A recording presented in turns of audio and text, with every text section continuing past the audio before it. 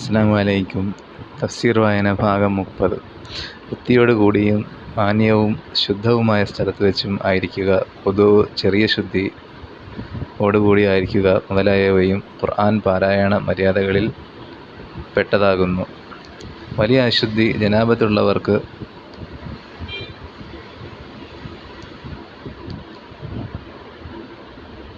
ഖുർആൻ പാരായണവും നമസ്കാരവും പാടില്ലെന്ന് വിരോധിക്കപ്പെട്ടിരിക്കുന്നു. പക്ഷേ ഖുർആനല്ലാത്ത ദിക്ർ, ദൈവകീർത്തനം, ദുആ, പ്രാർത്ഥന മുതലായവ നടത്താവുന്നതാണ്. ഇവയെല്ലാം തന്നെ ഖിബ്ലയെ അഭിമുഖീകരിച്ചു കൊണ്ടായിരിക്കുകയാണ് കൂടുതൽ നല്ലത്. വുദൂ കൂടാതെ മുസ്ഹഫ് എടുക്കുന്ന കാര്യത്തിൽ പണ്ഡിതന്മാർക്കിടയിൽ രണ്ടഭിപ്രായമാണുള്ളത്. മുസ്ഹഫ് എടുക്കുവാൻ വുദൂ നിർബന്ധമാണെന്നാണ് പലരുടെയും പക്ഷം. മറ്റൊരു പക്ഷം നിർബന്ധമില്ലെന്നും ആകുന്നു. നിർബന്ധമാണെന്നതിന് മതിയായ തെളിവുകളൊന്നുമില്ല.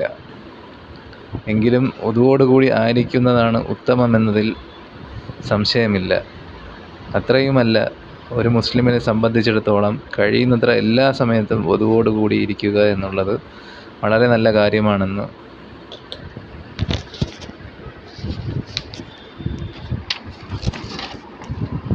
സല്ലല്ലാഹു അലൈഹി വസല്ലമയുടെ സുന്നത്തിനാൽ സ്ഥാപിതമായിരിക്കുന്നു.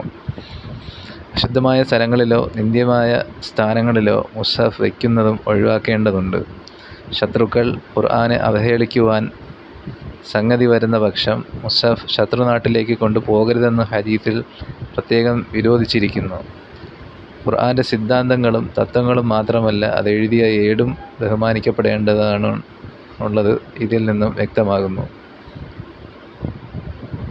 ബഹുമാന്യനായ ഒരാളുടെ എഴുത്തുപോലും നിന്ദിക്കപ്പെടുന്നത് ഒരു അപരാധമായിരിക്കെ അള്ളാഹുവിൻ്റെ ഗ്രന്ഥത്തെ അനാദരിക്കുന്നതിനെപ്പറ്റി പറയേണ്ടതുണ്ടോ?